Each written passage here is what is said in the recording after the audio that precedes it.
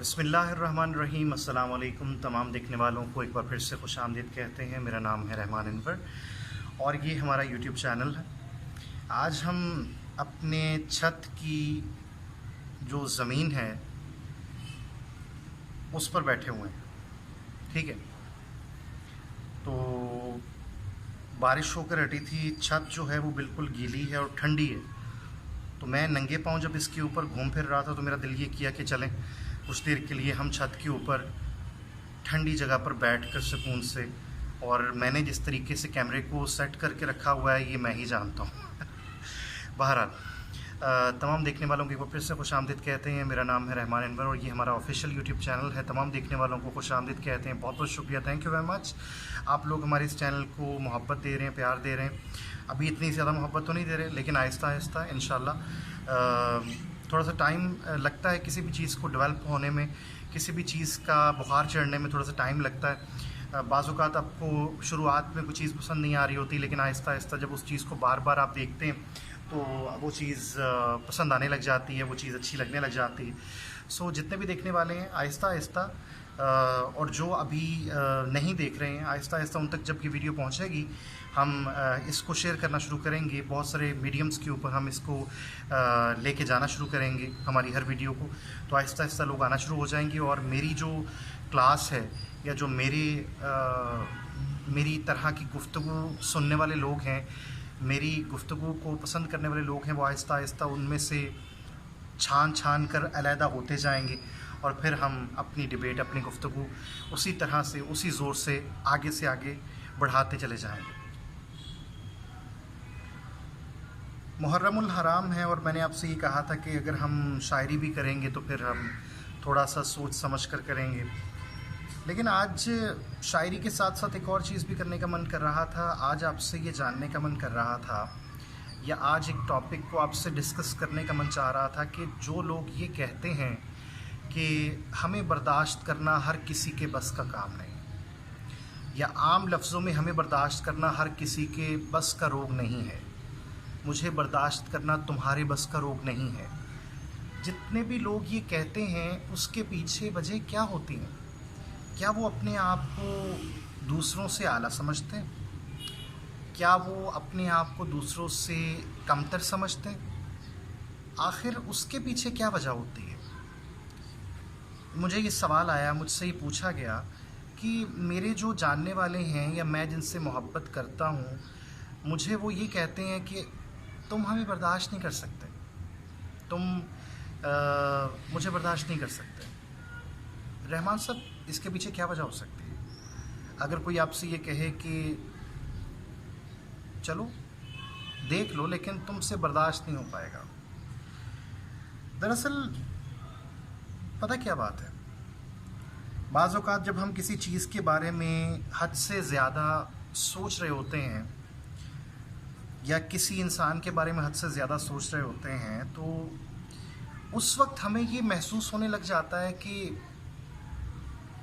कुछ भी कहे ये कुछ भी करे, ये हर सूरत में मुझे बर्दाश्त है। हर सूरत में मैं इसकी हर बात का ख्याल उसी तरह से रखूँगा, उतनी ही मोहब्बत रखूँगा इससे।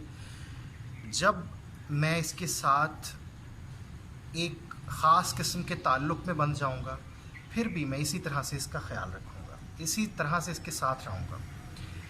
लेकिन अमूमन क्या होता है कि जैसे ही किसी ताल्लुक़ में इंसान बंध जाता है तो वो दूसरे इंसान को जो ये कहता है कि तुमसे बर्दाश्त नहीं हो पाएगा, मेरी गुफ्तगू को, मेरी बातों को, मेरे अंदाज़ को, मेरे रवैयों को तुम समझ नहीं पाओगे, तब उसको समझ आने लगती है।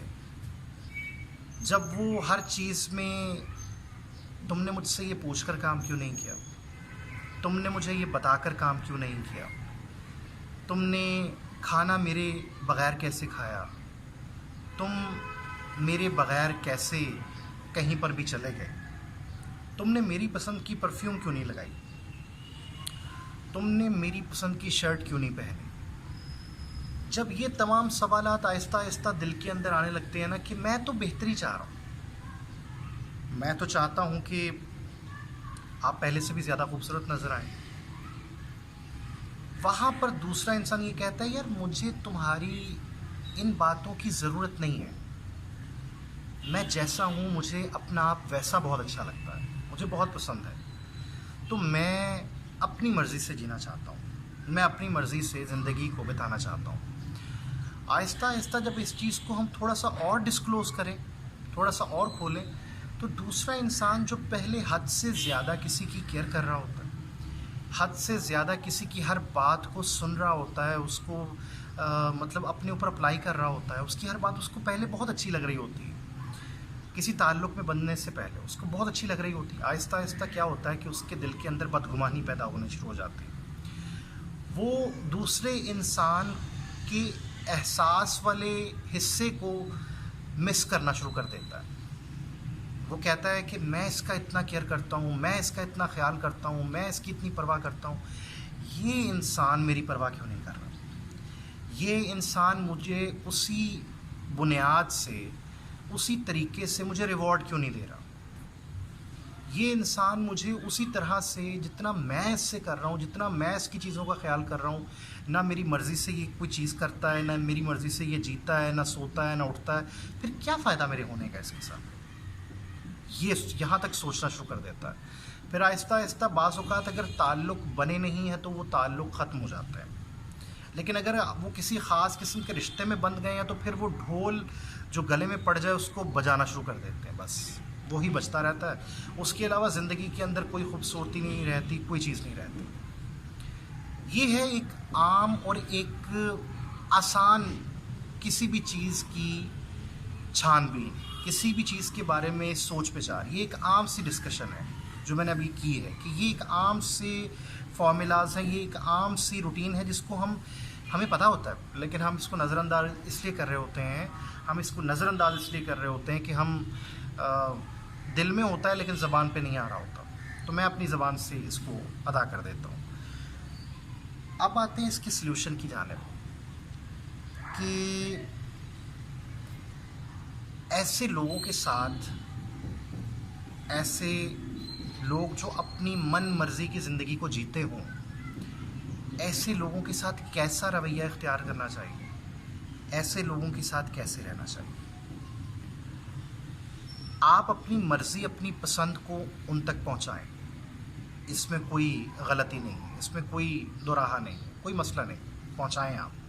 पहुंचाने का मकसद ये आप कहें कि यार ये कर सकते हो, वो अगर वो चीज़ कर ले बहुत अच्छी बात, अगर उसको पसंद आएगी या उसको अच्छा लगेगा, उसका मन करेगा वो करने का तो वो कर ले, लेकिन अगर वो नहीं करता है तो इसको बॉदर नहीं करना ज़्यादा, उसको बार बार ये नहीं कहना कि तुम क्यों नहीं कर रहे, तुम क्यों नहीं कर रहे, और इस चीज़ को मल्टीपल टाइम्स आपने अपने ऊपर अप्लाई करना है कि जब भी आप किसी के साथ ऐसे ताल्लुक़ में हैं, ऐसी मोहब्बत में हैं कि आप उसकी हर चीज़ को बर्दाश्त करते हैं, उसके नखरों को उठाते हैं, तो आपको उसको फिर भी बॉदर नहीं करना, आपको अपनी ज़ात को, अना को बीच में नहीं लाना कि मैं कर रहा हूँ तो ये क्यों नहीं कर रहा है, क्योंकि वो पहला फ़ैसला आपका अपना ज़ाती था।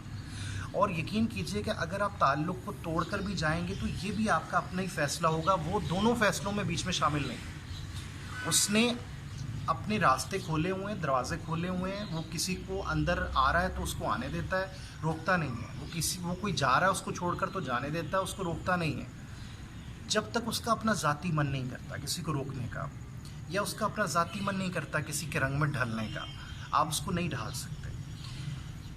ये जितनी भी बातें हुई हैं आज के सेशन में, ये सारी बातें हैं उस एक सवाल की वजह, उस सवाल का जवाब है ये सब बातें कि मुझे तुम बर्दाश्त नहीं कर सकते, क्योंकि वो इंसान इतने लोगों से मिल चुका होता है, इतने लोगों से ऐसे ही अपने रवैयों की वजह से, मतलब अपनी इसी नेचुरल रवैये की वजह से वो हर कोई उसको छोड़कर जा चुका होता है। वो फिर जब भी कोई नया आता है ना, उसकी चीज़ों को, उसकी बेबाकी को देखकर इंस्पायर होता है, उससे इम्प्रेस होता है, उसके साथ रहना चाहता है, जीना चाहता है, मरना चाहता है, उसको बहुत ज़्यादा एडमायर करता है, बहुत प्यार करने लग जाता है, उससे मोहब्बत उसको महसूस होने लग जाती है। तो वो जब ऐसा कोई उसको आके सामने से इजहार करता है कि मैं रहना चाहता हूँ तुम्हारे साथ, तो वो नहीं रह सकता। उसको पहले से पता होता है कि पहला वाला भी इसी तरह से आया, इसी तरह से चला गया। उसको इसलिए वो बता रहा होता है एक लफ्ज़ में कि तुम मुझे बर्दाश्त नहीं कर पाओगे।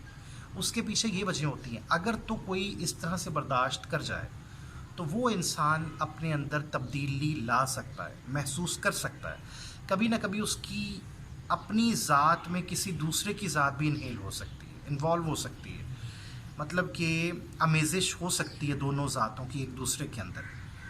उस वक्त तक इंतज़ार करना ज़रूरी है, उस वक्त तक ठहरे रहना ज़रूरी है। बहरहाल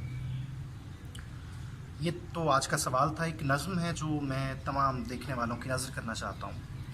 अली ज़रियोन बड़ी ख़ूबसूरत से शायर हैं और बहुत ख़ूबसूरत नज़्म है ज़र इश्क। आप सब लोगों की खूबसूरत सी आँखों और समातों की नज़्म। तुम किसी दिन जो चमकता हुआ देखो मुझको, तुम किसी दिन जो चमकता हुआ देखो मुझको, जान लेना ये ज़रे इश्क की ताबानी है। मेरे शब्दों में अगर अपना सरापा देखो, सोच लेना ये नमे हिज्र की हैरानी है। किसी दरबार की आमीन भरी खलवत में ऐन मुमकिन है तुम्हें मेरा पता मिल जाए। ये भी हो सकता है मैं तुमको मिलूं या ना मिलूं, लेकिन इस खोज में खुद तुमको खुदा मिल जाए। अपने टेरेस से नज़र करना कभी मशरक़ी समत, नफ्स गुम करदा नज़ारों में मिलूंगा तुमको। और शबे कद्र तलाशो तुम मुझे भी तकना, ताक रातों के सितारों में मिलूंगा तुमको। सख्त बुज़दिल हैं कि जो इश्क में थक जाते हैं, मैं तो हाँ तुमसे बिछड़ कर भी तुम्हारा रहूँगा। सांस बन जाऊँगा हर घटते हुए सीने की, हर दुखे दिल के लिए एक सहारा रहूँगा। क्या कलीमी से भला इश्क कलामी कम है, बादशाही न सही दिल की ग़ुलामी कम है।